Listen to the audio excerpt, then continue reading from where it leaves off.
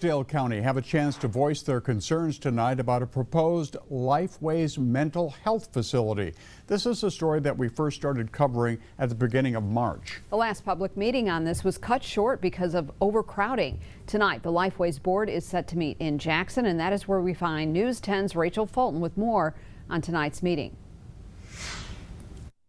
Yeah, David and Ann, tonight's meeting is expected to draw another large crowd, with many Hillsdale County residents concerned over the proposed building project and the future of its bond request. Now, at the last meeting on March 10th, dozens of residents packed the Hillsdale County offices building.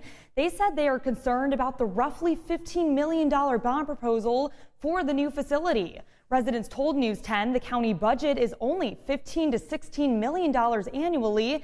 If Lifeways could not cover the bond, it could possibly fall to taxpayers. The board is set to discuss two motions tonight, one to withdraw providing funds and another to withdraw the building project bond request from the Hillsdale Board of County Commissioners. Now, tonight's meeting has been moved here to the Lifeways offices in Jackson, and the meeting is set to kick off at 7:30 p.m. Live in Jackson, Rachel Fulton, News 10.